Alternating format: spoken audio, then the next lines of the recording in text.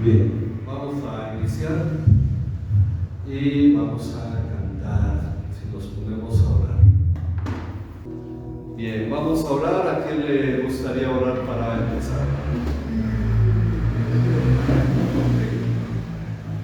Padre, te damos gracias por esta tarde, te pedimos que nos cuides hoy y te pedimos que este tiempo de reunión sea de edificación para nosotros. También te pedimos que todos los que puedan venir aquí lleguen con bien. En el nombre de Cristo Jesús, amén. Amén.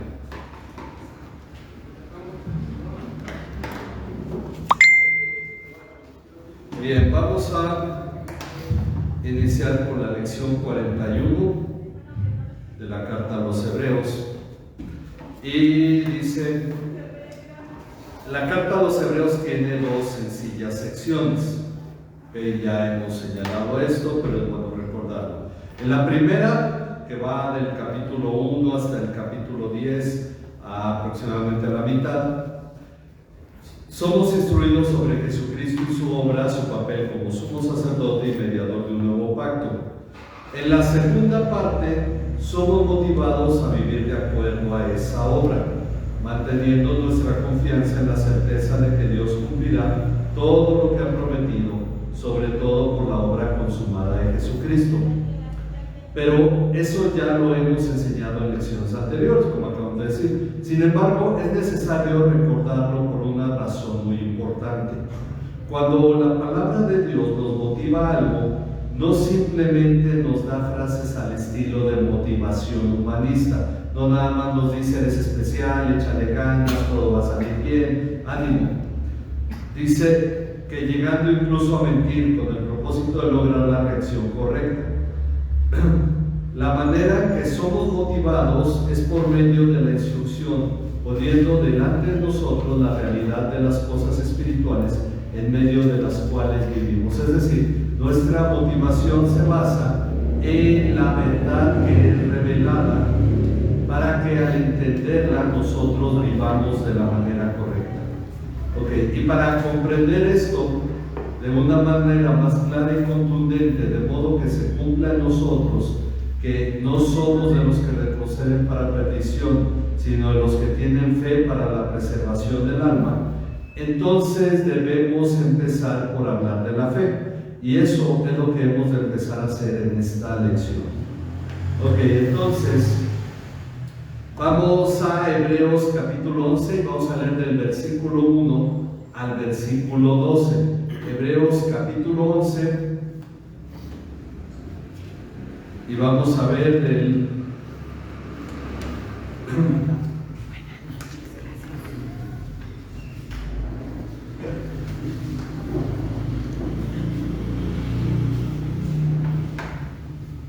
capítulo 11, versículo del 1 al 12. Vamos a leer un versículo cada quien. Vamos leyendo de este capítulo. Hebreos 11, del 1 al 12. Y pues vamos a empezar con nuestra hermana. Como siempre empezamos en ese sentido. Hebreos 11, del 1 al 12. Ahí fuerte para que se vaya oyendo la transmisión.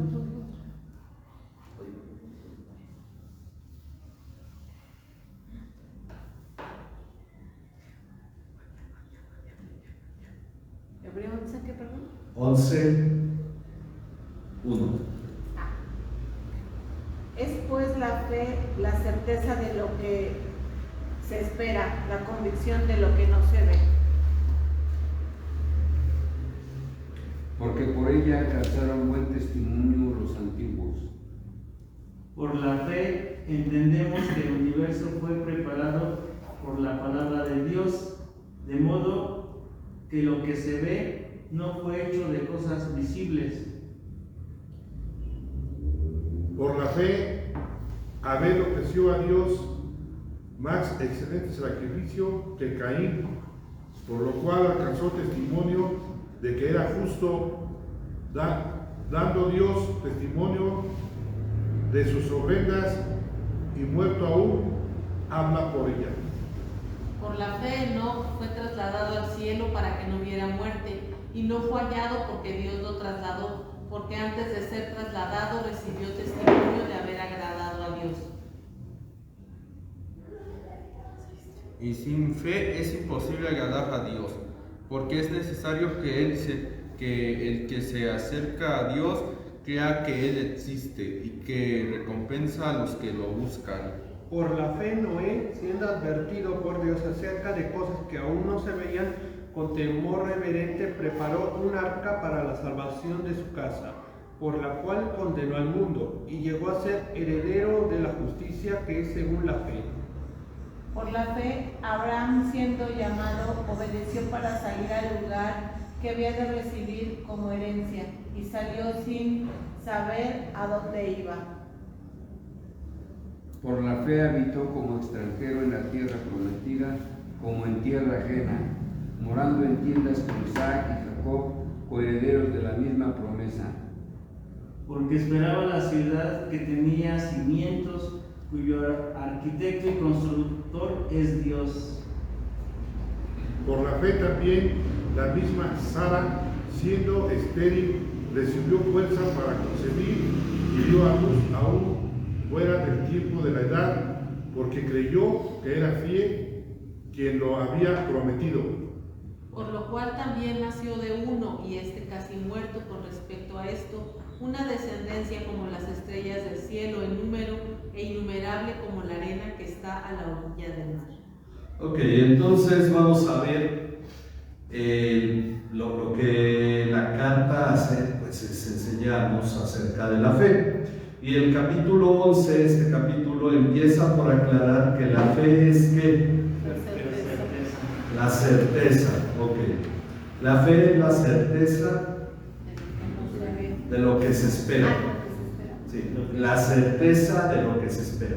Certeza es seguridad, algo que uno considera o sabe que es cierto, tiene claro que es cierto, esa es la fe, es la certeza de lo que se espera o la seguridad de lo que se espera.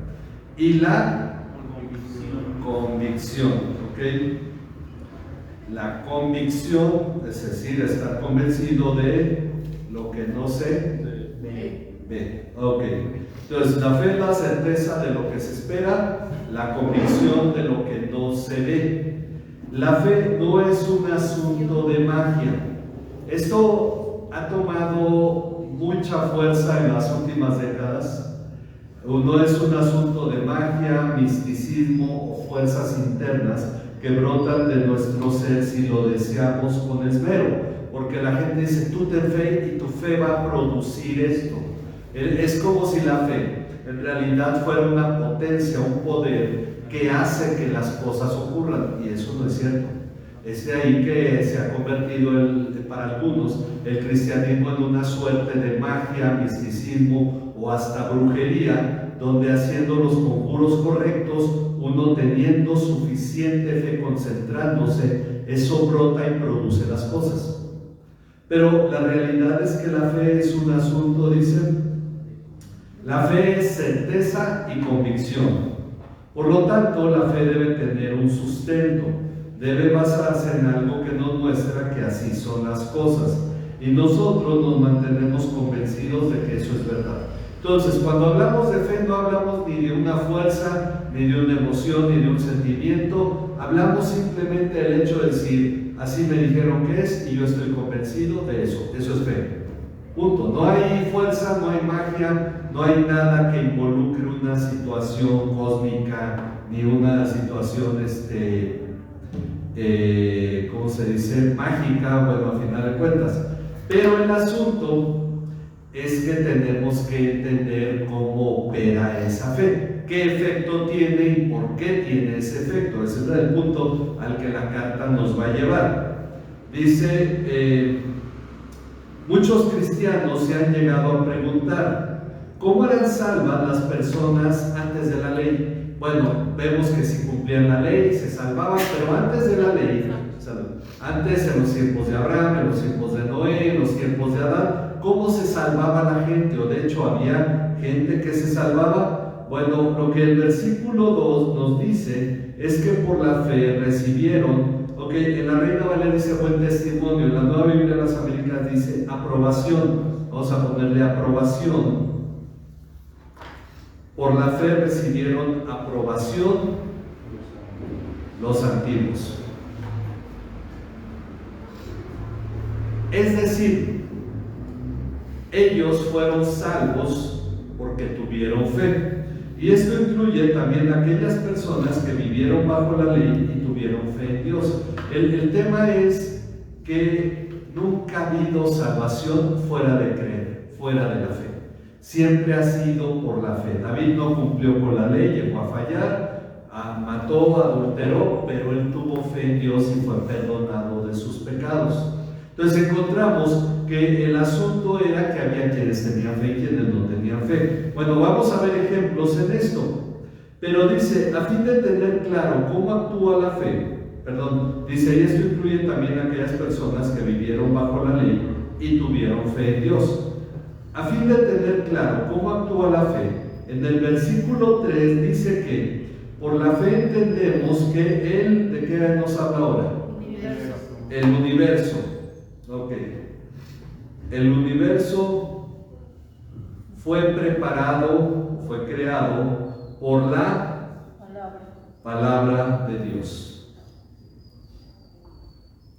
El universo fue preparado por la palabra de Dios. De modo que lo que se ve, las cosas que fueron creadas, de modo que lo que se ve no fue hecho de cosas visibles. En otras palabras, nos está diciendo aquellas cosas que no existían vinieron a la existencia. De ahí viene el término existir. Significa salir o dejar de. Entonces, el término que es un término griego, es un término que se refiere a aquello que no aparecía, no estaba presente, de pronto sale del anonimato o de la no presencia a la presencia, y de ahí viene el término existir o excede. Ese es el final de cuentas, no era y ahora es. Entonces, aquello que ahora es no fue creado de lo que ya era. Eso sería la forma de entenderlo. A esto se le ha llamado la creación ex nihilo, que la palabra en la griega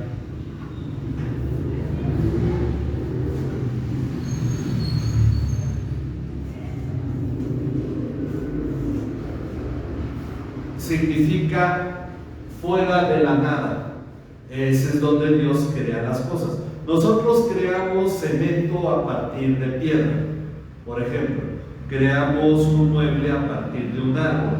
Tomamos algo que ya está presente y solo lo transformamos. Dios creó las cosas sin que antes hubiera una materia prima. Recuerden que es lo único que Dios no crea de esta forma.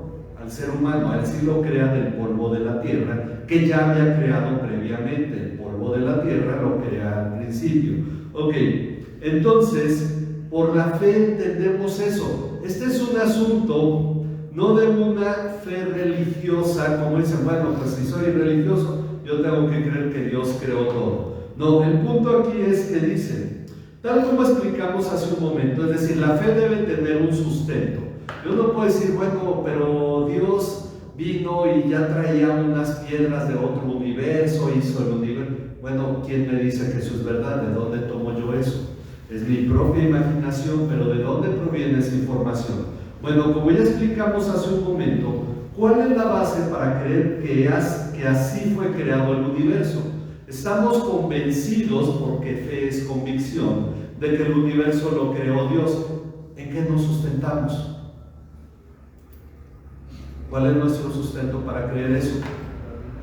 La Biblia, exactamente, porque dice aquí que la palabra de Dios así lo dice. Ese es nuestro sustento. Ahora, esto entonces nos lleva a una decisión. Dice, por lo tanto, debemos tomar la decisión de aceptar esto como verdad y cimentar toda nuestra cosmovisión en ello. ¿Qué es cosmovisión? Cosmovisión, pues digo, se entiende la palabra por el hecho de cosmos, que es el todo, y visión, que es la forma de ver. Es la forma de ver todo a la luz de esto. Si la Biblia a mí me dice que Dios creó todo lo que existe, y yo creo que la Biblia es verdad, y que lo que la Biblia dice entonces es cierto, y así fueron las cosas, entonces yo no voy a basar mi visión de la vida en la evolución.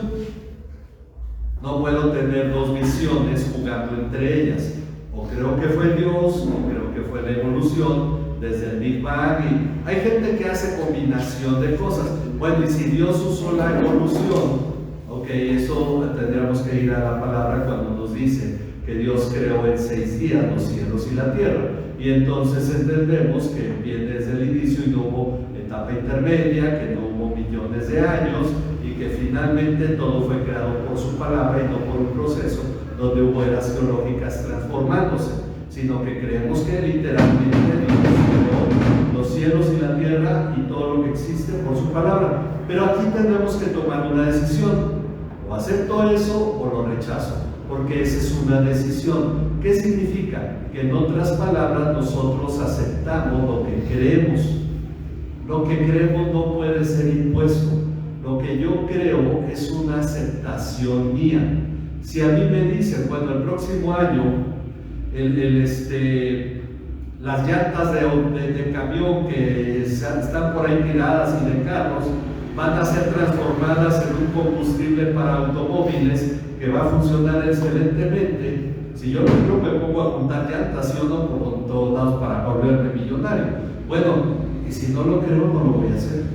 Pero eso yo lo decido. Yo decido porque tengo que estar convencido, tener la certeza. Ese es un punto interesante donde la fe involucra nuestra voluntad, nuestra decisión.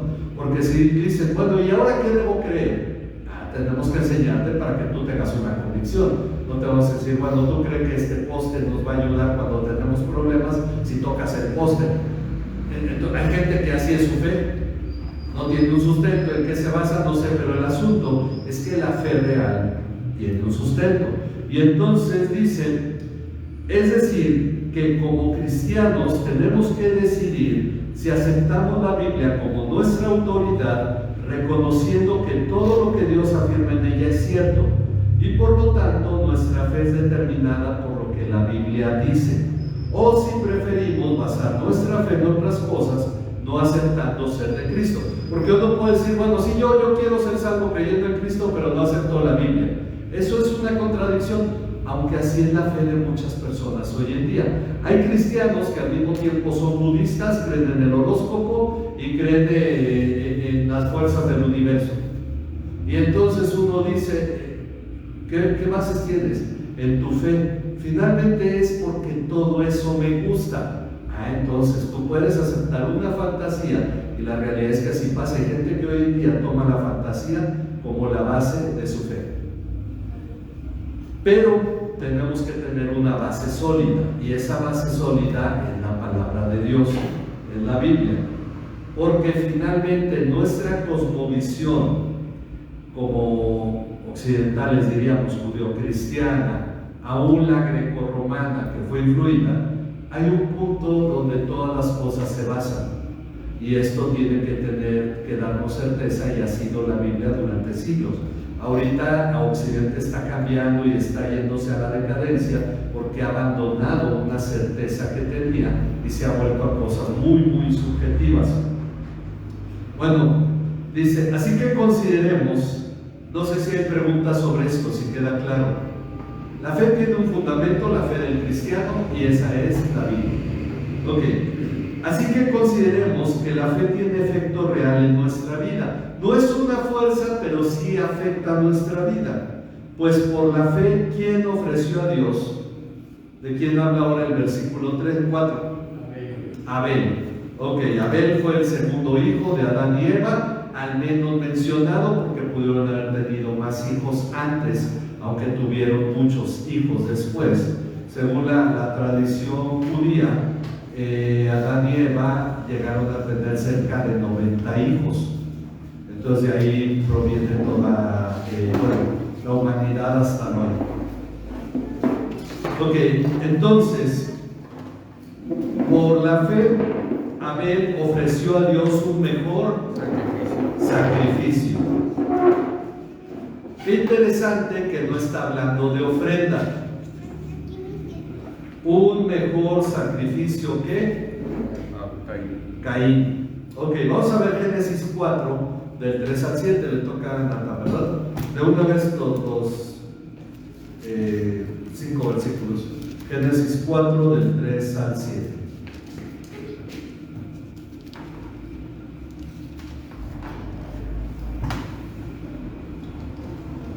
Al transcurrir el tiempo, Caín trajo al Señor una ofrenda del fruto de la tierra. También Abel, por su parte, trajo de los primogénitos de sus ovejas y de la grasa de los mismos. El Señor miró con agrado a Abel y su ofrenda, pero no miró con agrado a Caín y su ofrenda. Caín se enojó mucho y su semblante se desnudó. Entonces el Señor dijo a Caín: ¿por qué estás enojado? ¿Y por qué se ha demudado tu semblante? Si haces bien, no serás aceptado, pero si no haces bien, el pecado ya está a la puerta y te codicia, pero tú debes dominarlo. Ok, entonces es interesante que el autor de la carta, o la carta a final de cuentas, nos habla de que Abel ofreció un sacrificio.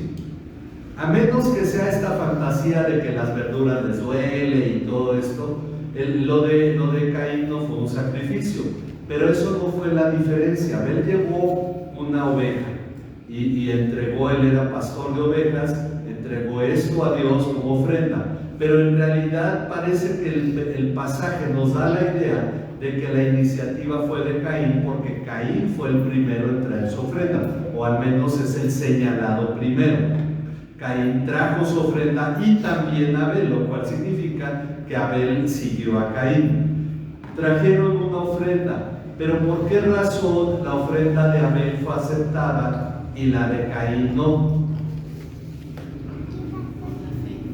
Porque Abel tenía fe y Caín no tenía fe. ¿Cómo se demuestra que Caín no tenía fe? Se enojó y mató a su hermano.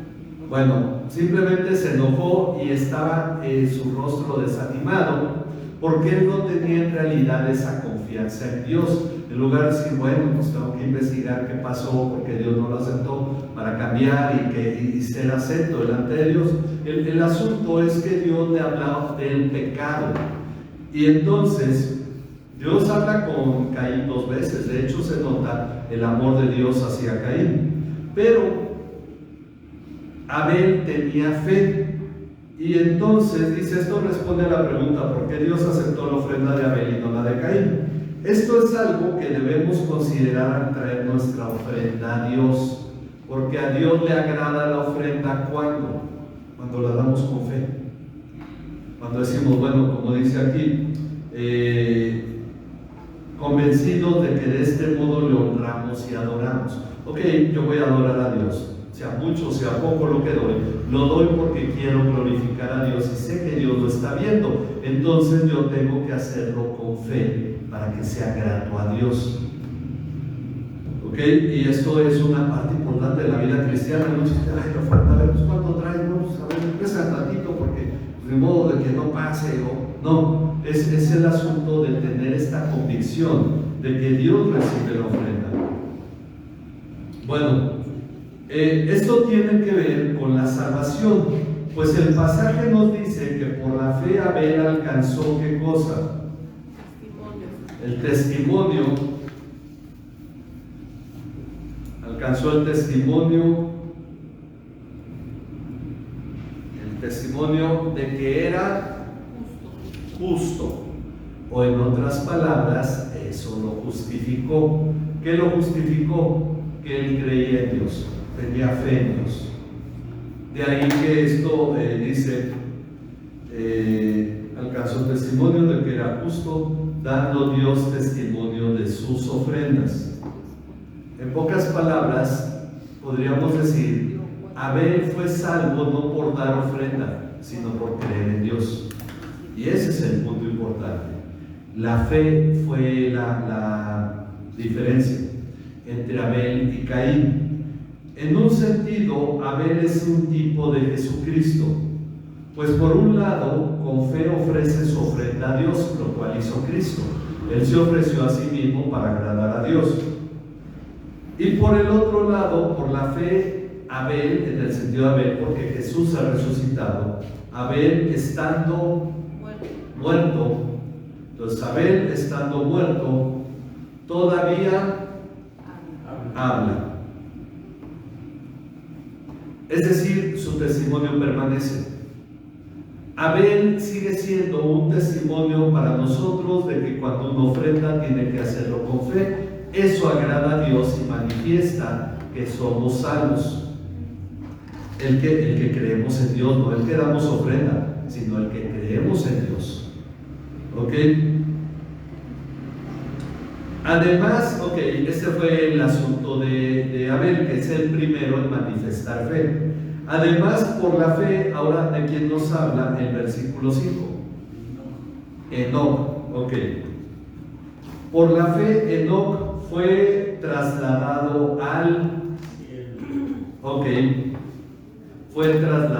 cielo. Por la fe, Enoc fue trasladado al cielo para que no viera muerte. Dos personas solamente no han experimentado la muerte hasta ahora. Uno de ellos fue Enoc, el otro fue Elías. Ok. Enoc no vio la muerte, fue trasladado, y aquí nos revela, pues fue trasladado al cielo. Bueno, al menos esta versión, porque agrega la palabra al cielo. Bueno, fue llevado por Dios. Vamos a ver. Dice, para que no hubiera muerte. Y no fue hallado porque Dios lo trasladó, porque antes de ser trasladado recibió testimonio de haber agradado a Dios.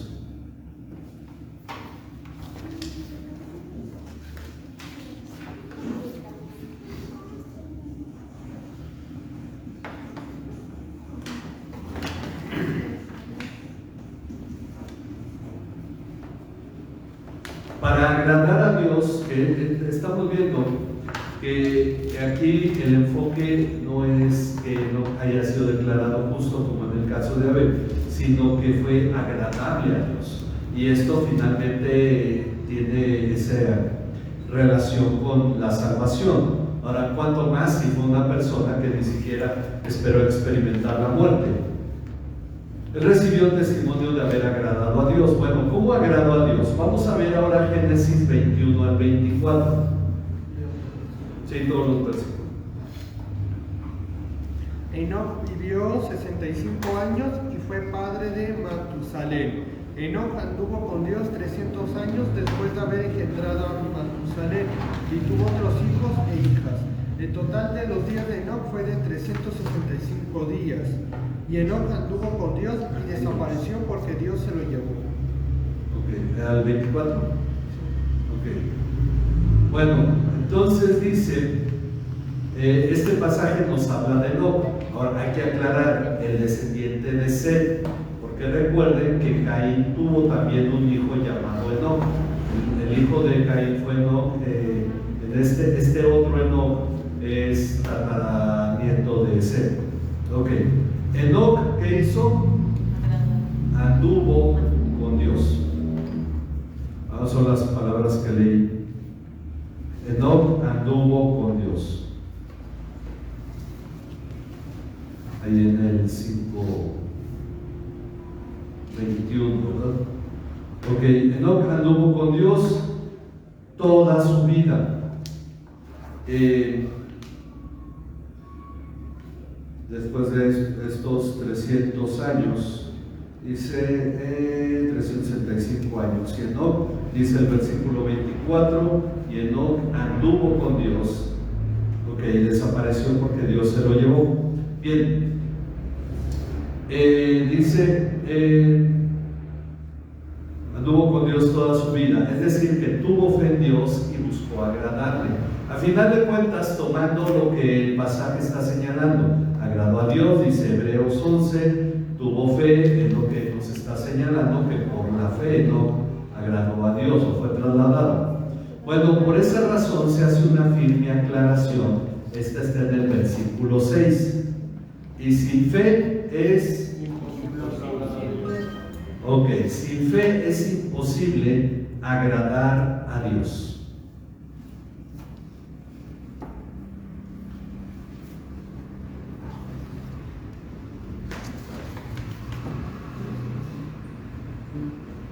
Sin fe es imposible agradar a Dios. Ahora, este es el asunto que para agradar a Dios hay que tener fe. Bueno, hablando sobre lo que podemos comer, tomando este tema de agradar a Dios, vamos a Romanos 14, 22 al 23. Romanos 14.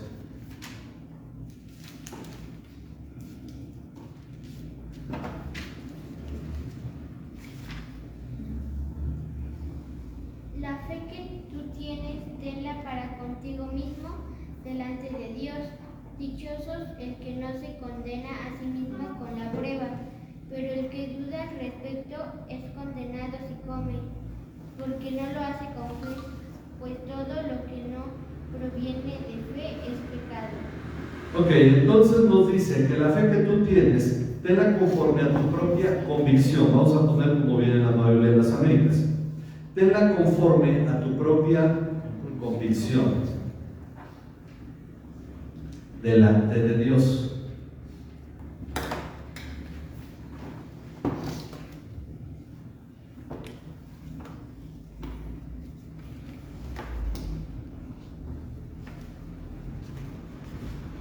Tenla conforme a tu propia convicción delante de Dios. Dichoso el que no se condena. Es decir, tú tienes fe, manifiéstalo en tu relación con Dios. No es para discutir, ese es el punto por el cual Pablo está tomando esa plática de los que comían una cosa, otros decían que no, etcétera, y se hacía discusión entre cristianos. Luego dice, dichoso el que no se condena a sí mismo en lo que aprueba. Tenemos que tener claro qué cosas estamos aprobando y qué cosas desaprobamos. Y dichosos si no nos condenamos en lo que aprobamos. Luego dice, pero el que duda, ¿ok? Dice, híjole, ¿podré comerlo? ¿No podré comerlo? Dice, si come, se condena. El problema no es la comida, y el problema jamás volverá a ser la comida, no en el nuevo pacto. Dice, el que duda, si come, se condena, porque no lo hace por fe. Todo lo que no procede de fe es pecado. ¿Por qué no agrada a Dios uno que no tiene fe? Porque peca. Todo lo que no procede de fe es pecado. Ahora vamos a Santiago 1, del 5 al 8. Y si alguno de vosotros le falta sabiduría, pídala a Dios, quien da con liberalidad y sin reprochar, y le será dada. Pero pida con fe, no dudando nada, porque el que duda es semejante a una ola del mar, movida por el viento y echada de un lado a otro. No piense tal hombre que recibirá cosa alguna del Señor. El hombre de doble ánimo es inestable en todos sus caminos. Ok, entonces Santiago nos explica lo que ocurre con lo que no tiene, con el que no tiene fe. Ok, ¿por qué Pablo hace esta aseveración y Santiago nos lo explica? Si a alguno de ustedes le falta sabiduría, que la pida a Dios, ok, que se la pida a Dios, quien da a todos abundantemente y sin reproche, y le será dada. Y luego viene la aclaración, pero pida con fe. Ok, pida con fe, sin dudar. Pida con fe, sin dudar. Porque el que duda es semejante a ¿qué? A la ola del mar. Ok, pida con fe sin dudar, porque el que duda es semejante a la ola del mar. Ok, impulsada por el viento y echada de una parte a otra. Ese es el sentido de una ola. Un día cree una cosa, otro día cree otra cosa. No piense pues ese hombre que recibirá cosa alguna del Señor. ¿Quién? El que duda. Siendo hombre de doble ánimo, a veces no, pues hoy no tuve ganas. A veces tiene ganas y le sube. No es la fe, es el entusiasmo. Luego se le cae el entusiasmo. El problema es que no tiene fe. Lo que tiene a veces es mucha emoción y mucho entusiasmo, y de pronto eso se acaba. Ok, siendo hombre de doble ánimo, ¿cómo es? Inestable en todos sus caminos. Esto no es solo una cuestión del cristianismo. Miren, lo que pasa con el que no tiene fe, y más cuando está movido por nuestras motivaciones. Dice, aquel que no tiene fe puede tomar el riesgo, como dice el dicho, chance y pega. Vamos a orar, bueno, pues órale, a lo mejor sí funciona. No está creyendo, pero pues chance y sí funciona, ¿no? Entonces es el dicho, chance y pega. Bueno, pero no tiene la convicción de ello. Por esa razón, a veces asistirá a la iglesia. Bueno, pues sí, a ver si Diosito me ayuda. Y entonces viene a la iglesia no porque crea, sino porque a lo mejor funciona. Pero el asunto es que así se llenan muchas iglesias de gente que no tiene fe, a veces están, luego no están, de pronto les va mal y vuelven. El problema es esto, que hay mucho, y realmente ocurre mucho en muchísimas iglesias. Dice, por eso a veces asistirá a la iglesia, o hará oración, o leerá algo en la Biblia, pero luego lo dejará, porque no tiene convicción, y eso le hace ser de doble ánimo e inestable en sus caminos. Entonces, el asunto es que realmente lo que termina por afectar es la falta de fe. ¿Por qué hay cristianos que no leen la Biblia? Porque no creen que sea importante. ¿Por qué no la estudian? Porque no creen que sea importante. Entonces, todo este tipo de cosas es curioso, porque hay algunos que cuando les va mal se acercan más a Dios, pero hay otros que cuando les va mal se apartan. Entonces, ¿el problema cuál es? La falta de fe. Bueno, dice, así que si buscamos a Dios en oración, debemos hacerlo con certidumbre de fe. Como vimos, vamos a ver en el capítulo 10 de Hebreos 19 al 22. Hebreos 10, 19 al 22.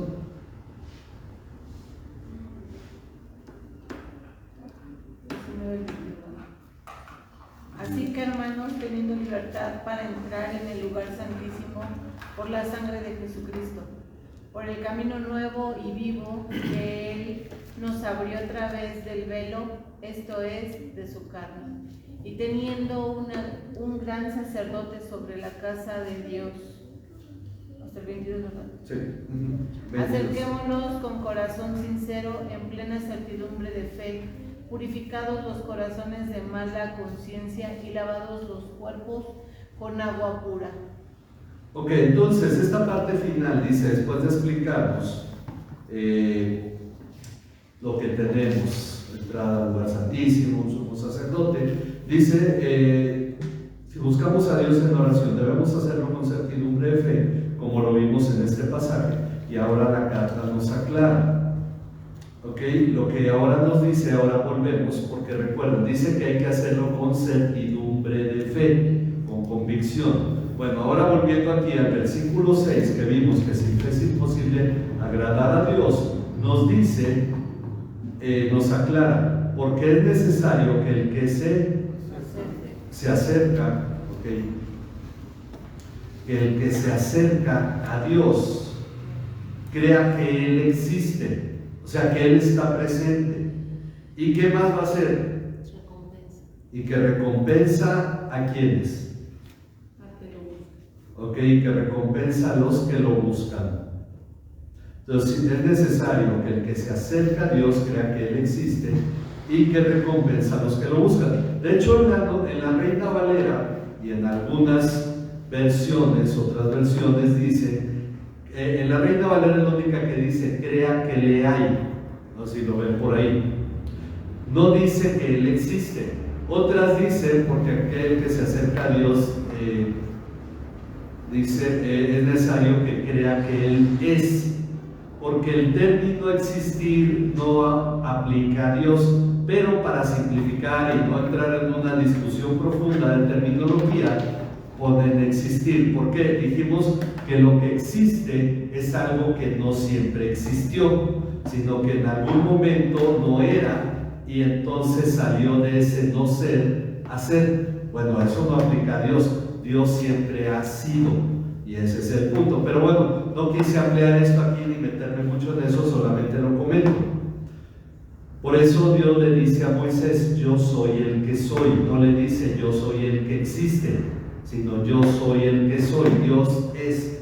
Pero no hay ningún problema en decir Dios existe, porque si un ateo les dice, bueno, ¿tú crees que Dios existe? No se va uno a poner a discutir sobre esta terminología, ¿verdad?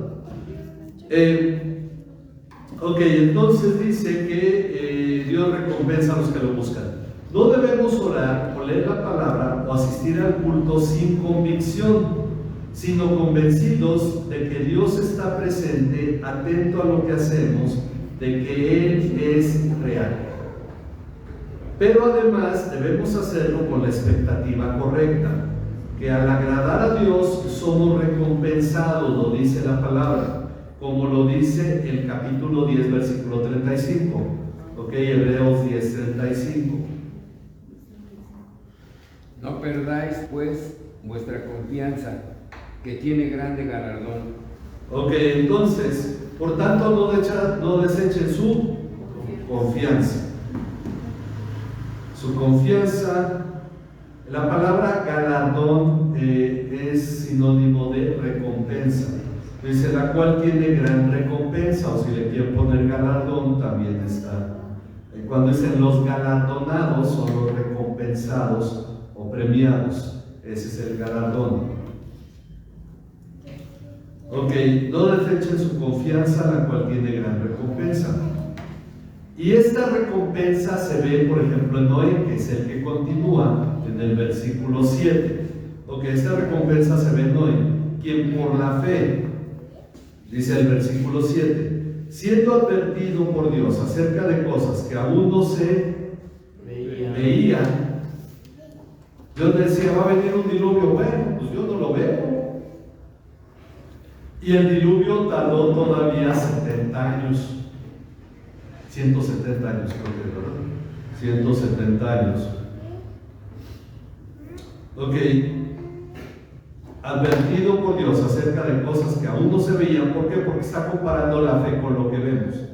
Con temor reverente preparó un arca, no un barquito, no una lancha, no un barco, un arca, que es un cofre. Ok, preparó un arca para la salvación de su casa. Ok, con temor reverente preparó un arca para la salvación de su casa. Por lo cual, ¿qué hizo Noé? Condenó al mundo. Esta parte suena interesante. Noé condenó al mundo.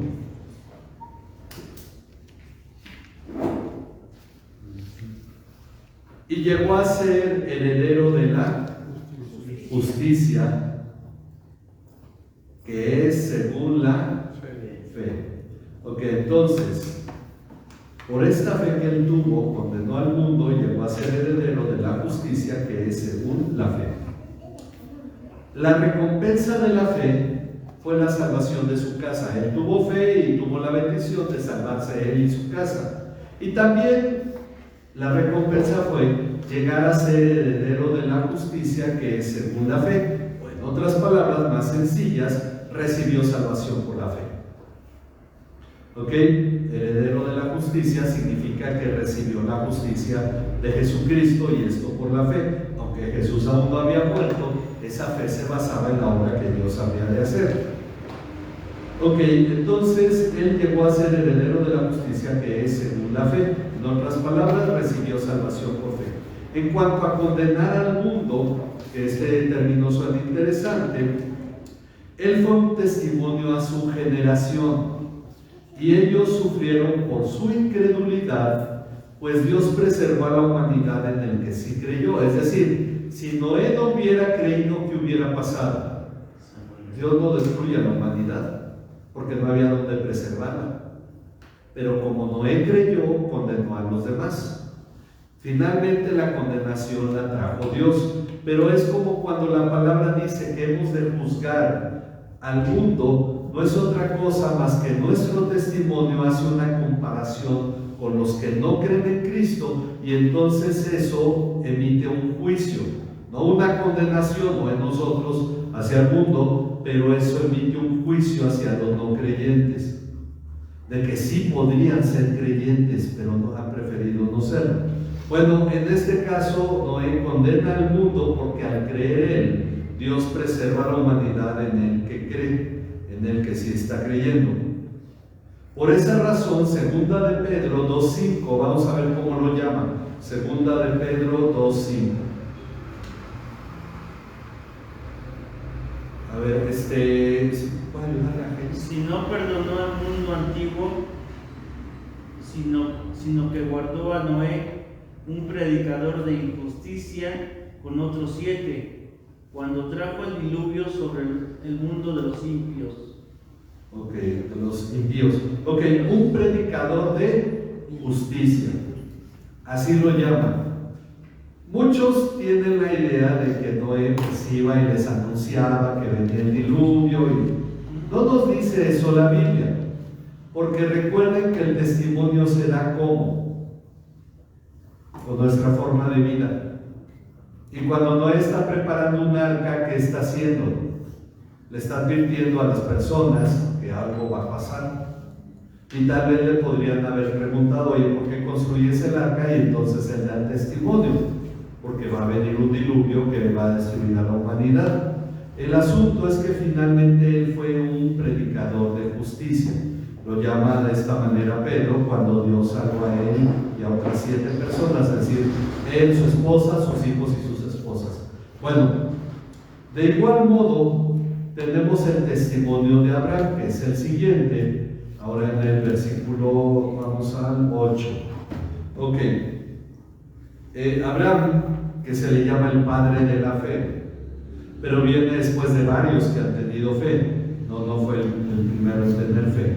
Ok, por esa dice, de igual modo el testimonio de Abraham, quien al ser llamado obedeció saliendo para ir a un lugar que había de recibir como herencia. Dios le prometió una tierra como herencia y salió sin saber, ok, salió sin saber a dónde iba, con B grande, porque con B chica es el impuesto al valor agregado, ok, sin saber a dónde iba. Ok, eso fue parte de la fe. Algunos lo toman ahí como la fe ciega. No, el asunto es que Abraham estaba convencido de que Dios, que le iba a dar una tierra, se la prometió, Dios lo iba a cumplir. Y por esa misma fe habitó como extranjero.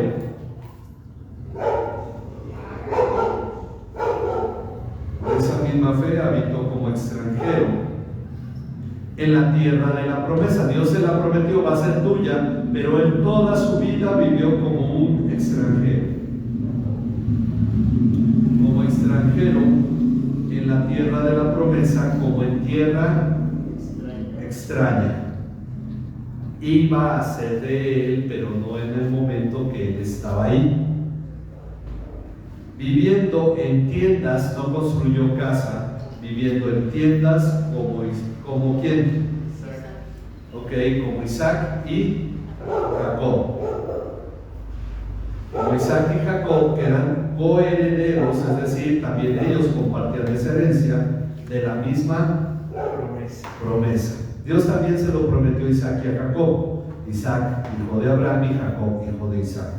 Ok, aquí la carta nos revela algo que no vemos en Génesis, pero que muestra el fundamento de la fe de Abraham. ¿Por qué Abraham lo hizo? ¿Por qué él soportó? Porque fueron cerca de 100 años. Dios lo llamó aproximadamente a los 75 años, y cuando él murió tenía 175 años. Vivió 100 años ahí, pero él no tenía problema con no ver cumplida la promesa, porque dice que él esperaba que ahí está en el versículo, la ciudad, ok, él esperaba la ciudad que tiene cimientos. Ahora me diría, bueno, pero no toda ciudad tiene cimientos. Él está hablando de una ciudad eterna, permanente, cuyo arquitecto y constructor es Dios. Él esperaba una ciudad mejor que Dios ha creado. Entonces no estaba preocupado, no estaba desanimado, estaba bien para él, porque sabía que él iba a habitar en una ciudad cuyo arquitecto es Dios. Más adelante en el siguiente estudio, vamos a empezar en el versículo 13 de Salmo. Vamos a empezar con este tema finalmente, lo va a retomar la carta. Dice, esto habla de una mirada a la vida eterna, viéndose a sí mismo como extranjero en esta tierra. Miren, vamos a ver dos pasajes. Primera de Pedro 2:11 y luego Filipenses 3:20. Amados, yo os ruego como extranjeros y peregrinos que os obtengáis de los deseos carnales que batallan contra el alma. Ok, les ruego como extranjeros y peregrinos, dice Pedro, así debemos vernos. Y Filipenses 3:20. Porque nuestra ciudadanía está en los cielos, de donde también ansiosamente esperamos a un Salvador, el Señor Jesucristo. Nuestra ciudadanía está ¿dónde? En los cielos. Así, aún así vayan a votar el domingo. Porque somos ciudadanos de aquí, pero esto es temporal, ciudadanos mexicanos. Pero nuestra verdadera ciudadanía está en los cielos. Esa es la ciudad, estamos siendo extranjeros. Tenemos que tener esta misma visión de Abraham. ¿Ok? ¿Dónde es realmente la verdadera herencia, la verdadera ciudad, el lugar que hemos de recibir? En los cielos. Ahí pertenecemos. Del mismo modo, por la fe, Sara misma, que es la esposa de Abraham, recibió ¿qué cosas? Ahora volvemos al versículo 11. Fuerza. Sara recibió fuerza para concebir. Yo creo que más fuerza para dar a luz también, ¿verdad? Pero recibió la capacidad, sería el tema, porque el problema de Sara es que era estéril. Pero también el problema segundo de Sara es que además de estéril, ya era grande. Ya no tenía ¿cómo se llama? Su ciclo, ¿verdad? Su ciclo menstrual. Bueno, aún pasada ya la edad propicia, la edad en la que se pueden tener hijos, ella ya la había pasado, había sido estéril, y si había sido estéril y no pudo tener hijos en la edad propicia, cuanto más ya siendo una mujer grande de edad. Bueno, pues ella consideró, ¿qué consideró? Fiel, ¿ok? A aquel que lo había prometido. Aquí es interesante, porque Isaac recibió el nombre Isaac. ¿Qué significa Isaac? Risa. ¿Por qué recibió este nombre? Porque ella se rió cuando escuchó. Ella se rió cuando se lo dijo Dios, pero también ¿quién más se rió? Abraham también se rió cuando se lo dijo Dios. Los dos se rieron. Los dos, uno diría, dudaron. Sin embargo, después de eso creyeron. ¿Por qué? Porque fue una gran sorpresa. Entonces, hay una situación en esto interesante. Ellos se rieron considerando lo que era imposible, como diciendo, bueno, pues ya estamos grandes, Sara de 90 años, Abraham de 100 años, o de 89 y 99 años, para tener un bebé a los 90 y 100 años. Entonces, pues sí, eso a ellos les causó risa. Sin embargo, la palabra nos garantiza que ellos creyeron. Ahora, por lo cual también nació de uno, y aquí aclaramos que ese uno era Abraham, y este casi muerto. ¿Por qué casi muerto? Porque era casi de 100 años. Ok, y este casi muerto con respecto a esto, es decir, casi ya sin la capacidad de tener hijos. Ok, nació de él una descendencia como las estrellas del cielo. Ok, una descendencia como las estrellas del cielo en número. Le dijo Dios, puedes contar las estrellas, se podrá contar tu descendencia. Ok, e innumerable como la arena, como la arena que está a la orilla del mar. Y Dios se lo aclaró a Abraham y le dijo: si alguien puede contar la arena, tu descendencia podrá ser contada. Ok. No solo hablamos de hebreos y árabes, porque recuerden que los judíos solo son una fracción.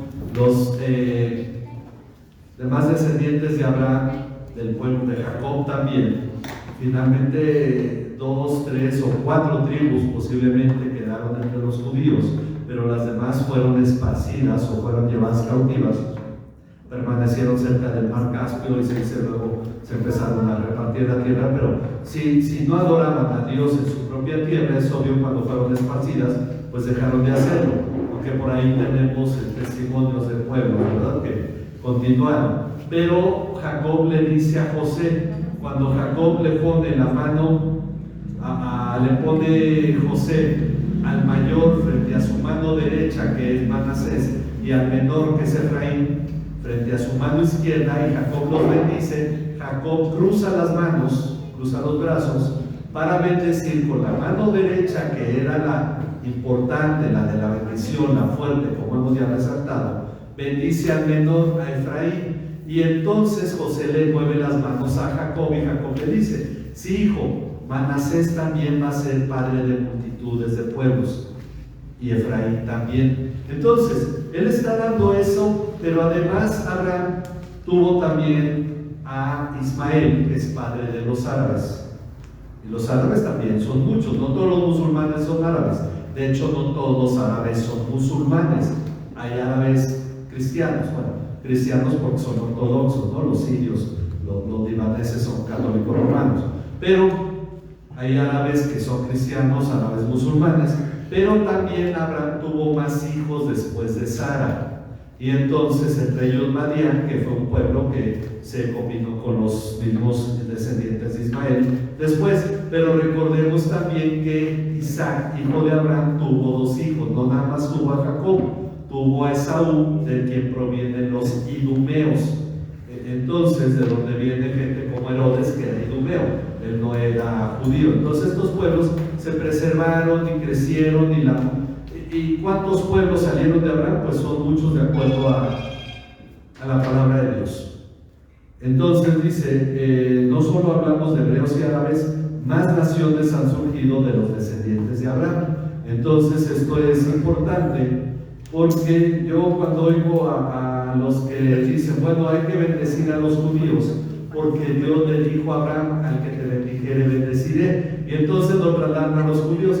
Bueno, a ver, pues entonces bendice a los musulmanes también, a los árabes. Y no lo van a hacer, ¿verdad? Obviamente, pero es un juego que hace la gente en ese sentido. Esta promesa se la está dando a Abraham, pero muchos lo trasladan a los judíos. Bueno, vamos a, no sé si hay dudas, preguntas, comentarios, queda claro todo hoy. Entonces, pues vamos a terminar, vamos a orar para terminar, vamos a dar gracias a Dios por este estudio. Padre, te damos muchas gracias, Señor, por tu bondad y tu cuidado. Te damos muchas gracias, Señor, por el amor que tú has tenido para con nosotros, por tu perdón, porque a través del sacrificio de tu Hijo Jesucristo hemos sido declarados justos o reconocidos justos, Padre, por la obra de tu Hijo Jesucristo y no la nuestra, Padre, y recibimos tu perdón, como acabamos de ver, que esto es por la fe que tú nos has dado, Señor. Padre, gracias porque tú eres quien allana nuestro camino, quien limpia nuestro pecado, y ahora ponemos en tus manos nuestras vidas, Padre, rogándote que tú cumplas tu propósito en nosotros, Señor, y que tú nos cubras con esta gracia de la obra de tu Hijo Jesucristo, para que nosotros, Señor, por la fe alcancemos lo que tú tienes planeado para nosotros en esta vida y te agrademos, Señor. Que perdones nuestras faltas, nuestro pecado cuando no hemos actuado por fe, Señor, y tú, Señor, seas el que obre en cada uno de nosotros, Padre, para que te agrademos, Señor, y podamos ver el ejemplo de Caín, de Abel, Padre, podamos ver el ejemplo de Noé, el ejemplo de Enoc, Padre, que finalmente, aunque fueron hombres igual que Abraham y Sara, que tuvieron sus limitaciones y sus conflictos, Padre, agradaron tu nombre, Señor, por medio de la fe.